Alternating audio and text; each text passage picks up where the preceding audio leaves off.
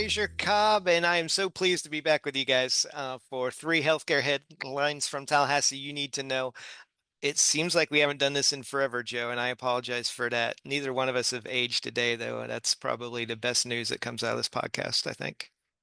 That's good. We all look the same. We look young as ever, and we're excited because we're kind of getting the ball rolling again. And I'll just introduce myself, and then I'll let you introduce yourself. I'm Joe Daraskevich. I work for several medical societies and associations across the state of Florida, and we're excited about what's happening over in Tallahassee. So throw it back to you, Fraser, and tell everybody who you are again. Yeah, I'm Fraser Cobbe. I'm the executive director of a number of medical associations in the state of Florida as well. And actually coming to you today from my basement. You'll see the laundry room here. I've got a load on a slow wash, Joe, so we got plenty of time to cover all the issues we need to during today's program. But we decided to get back together because we have a group of physicians going to Tallahassee. To participate in the final committee week of the pre-legislative session committee weeks for 2026 next week. So we figured it's time for us to get back together. It's not just that we missed each other, that we actually have business to do and accomplish. Just to talk about those issues that have been filed that we're anticipating being debated in Tallahassee this session, because January will be here before we know it. And because of that, this is the holiday special edition of three healthcare headlines you need to know from Tallahassee.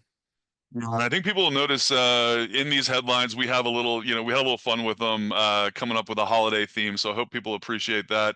And anyone who's going over to Tallahassee, whether you're coming from South Florida, North Florida, anywhere else across the state, hopefully this is a good little, preview of what you need to talk to the legislators about because it's so important that when you have their ear, you use that time wisely. So you And ready to jump right in? Go ahead, Fraser.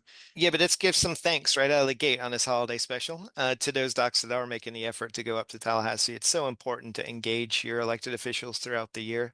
You can do that from home for sure, and legislators love that when you develop that local relationship. But then to take it to the next level and travel to Tallahassee and meet them on their turf and talk about those issues that matter to you and your patients is really important. So a special thank you before we dive into the minutia to those docs that are heading up next week to help us advocate for the profession.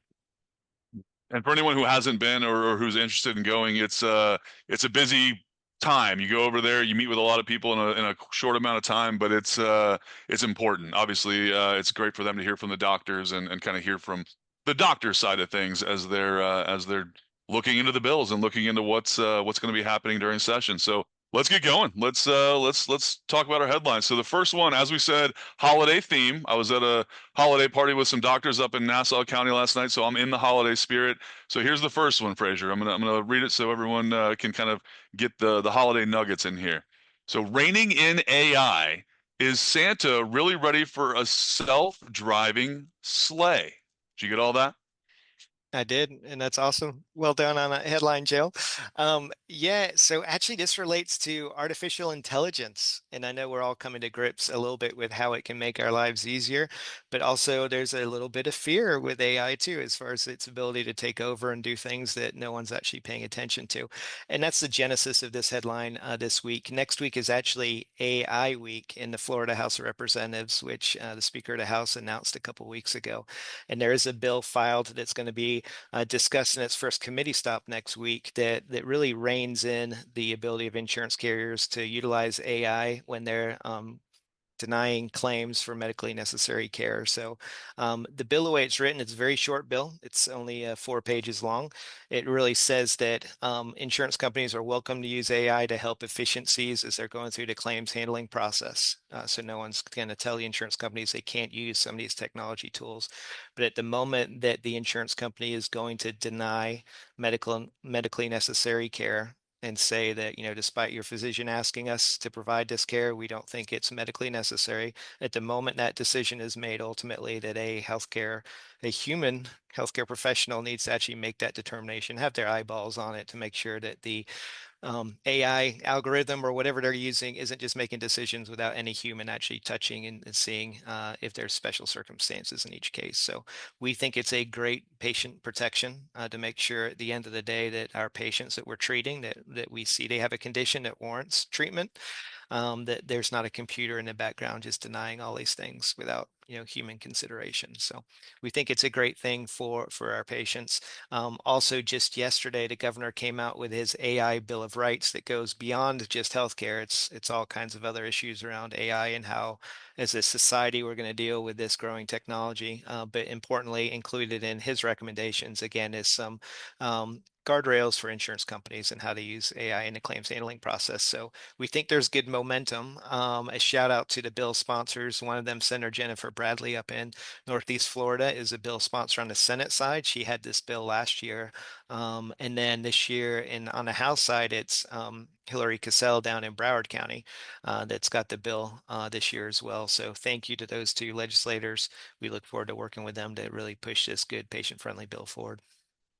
Well, I'm glad you mentioned the overall AI concept because it's something that touches every business and every side of life basically. But when the doctors are over there in Tallahassee, it's one of those things where be thinking of anecdotes and be thinking of examples of how AI impacts the doctors and the patients and everyone involved in the healthcare industry. So I know it's something that we wanted to touch on first here, and it's something very important as we look to the near and far future. So AI is a big topic, not only in the medical community but elsewhere as well. Obviously, you ready to move on to number two, or you got any more thoughts on Yep. AI, Fraser?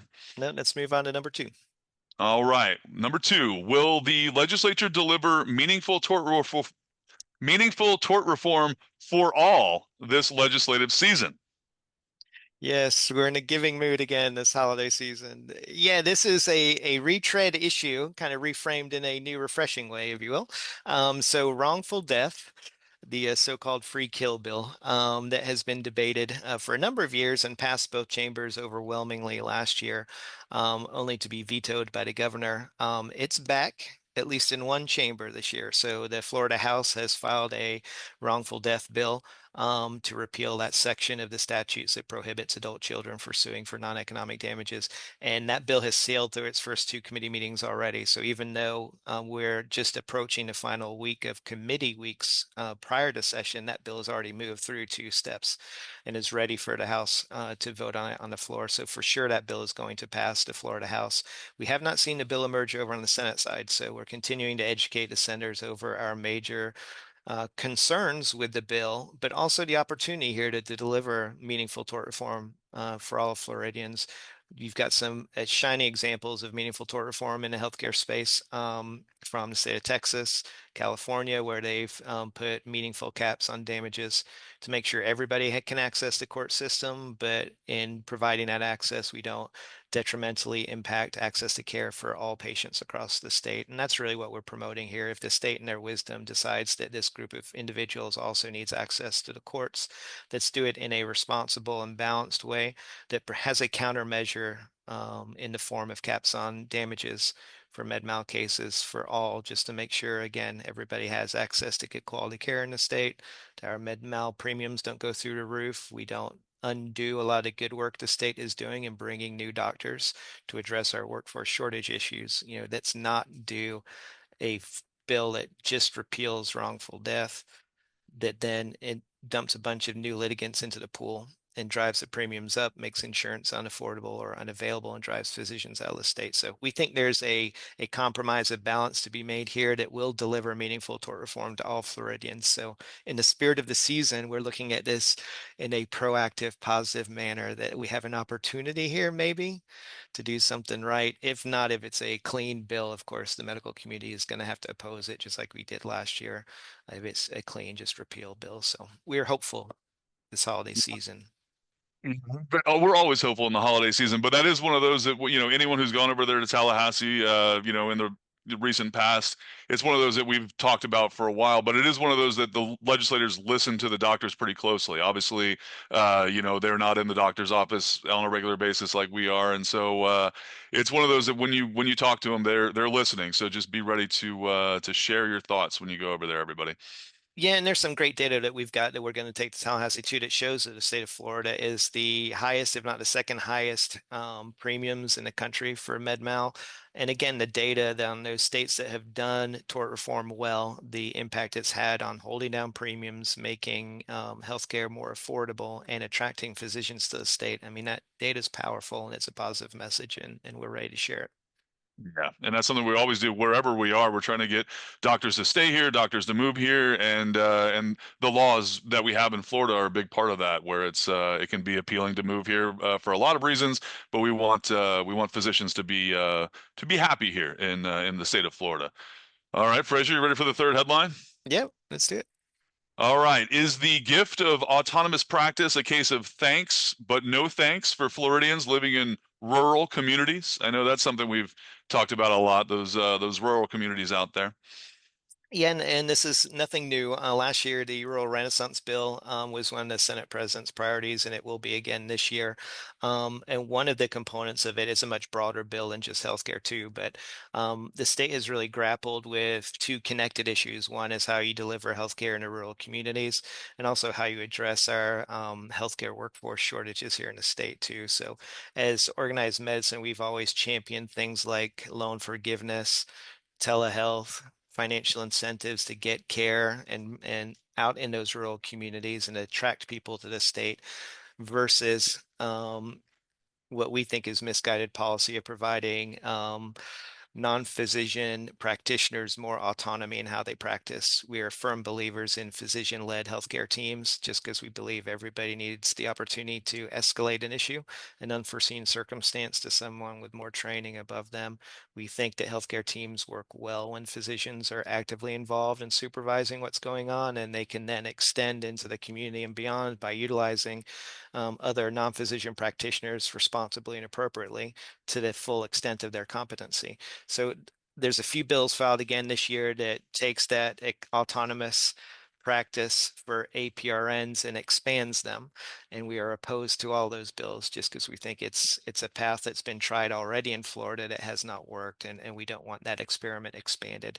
So the data is starting to come in. You know, the state of Florida several years ago provided APRNs, autonomous practice capabilities, in the primary care space and was hoping that they would go to rural communities and provide care in there. The data is coming back showing that we actually have less care being rendered, less licensed nurses in those rural communities now than when we started because there's opportunities in the big towns now for them to do things that they couldn't before. And also that there's some data that shows that a large percentage of those aren't actually practicing in primary care either. Those autonomous APRNs aren't even doing primary care as intended. So we think the experiment isn't working out. The original intent of opening up access to care in rural communities isn't happening by expanding autonomous practice. So given that result, we don't think it's wise for the state to go down the road of expanding providing that autonomous opportunity to more professionals. So this year's bills have been filed for physician assistants to have autonomous practice in primary care. And again, we think that's not a good idea. Also, the psychiatric nurses are back for autonomous practice as well as certified nurse anesthetists. So um, again, those bills are not new.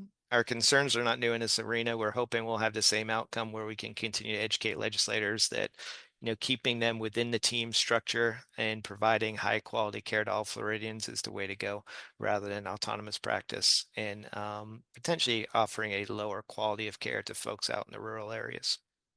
Right. And like you said, that chance to educate the legislators is huge because, on the face value, you think about it and hey, we need to serve people in the rural communities. But when you tell them, what's actually happening and how you show the stats of who's practicing in which areas, it kind of opens their eyes and they say, okay, well, the idea was a great idea, but it's not really playing out the way that the concept was Yeah. you know, thought to go in the first place, kind of thing. Yeah, and it's nothing against the nurses not practicing in those communities. It's really hard financially to make ends meet with reimbursement in the way it is in a rural community. So if you don't have the infrastructure and support of a group practice, of an academic center, of a health system with satellite office infrastructure and building that up, it's really hard to make it work in a rural community. So that's just a financial reality we're not going to solve by just giving autonomous practice to other professionals, right? It's got to be well thought out. And how do we make the fiscal case for treating patients in those rural communities. And that's where telehealth, financial incentives, and things like that can actually get it done. Yeah, you're right about that, Fraser. That there are other avenues that the legislators can go down, and honestly, it's one of those things where once they hear from the doctors, they'll understand the situation a little bit better, and on the the future years, the future sessions, we'll hammer out different ideas and things will come together. But it's a topic we've heard before, and it's something we'll hear again. So we're ready to educate when we go over there. Absolutely. Thinking, Joe, as we've come to our three headlines, many of our doctors are going to be driving to Tallahassee, probably going to be looking for entertainment on the way up there and something to listen to on the radio. And I'm hoping you have a weekly music recommendation for us. I do, and this one's a quick story. Mentioned the band before. The band is called Goose, and quickly, my 1-year-old son and my 3-year-old daughter. When my son gets a little cranky, his favorite song for Alexa to play is called "Big Modern" by Goose, and it's kind of got like a Kenny Loggins kind of feel to it, but it changes him from crying to happy and dancing immediately. And the funny thing is, my daughter now knows as a 3-year-old when he's crying and fussy, she tells Alexa, she says, Alexa, play Big Modern by Goose. And then the whole family starts dancing. So if you're looking for a toe tapper, a pick me up on the way over to Tallahassee, give that a try. Big Modern by Goose. That's my musical tip of the week. Fantastic. We might have that loaded and ready for our doctor, our advocacy teams in Tallahassee week too to cheer them up a little bit as we go meeting to meeting. Yep. All right, Fraser. Well, it was good seeing you again, and we'll see you next week in Tallahassee, and we'll do these weekly updates as we move on toward the session, and we look forward to updating the doctors across the state as needed. Yeah, I think schedule ones for next week too, so we can recap our success next week. So I look forward to seeing you then, Joe. Sounds good. Bye, Fraser.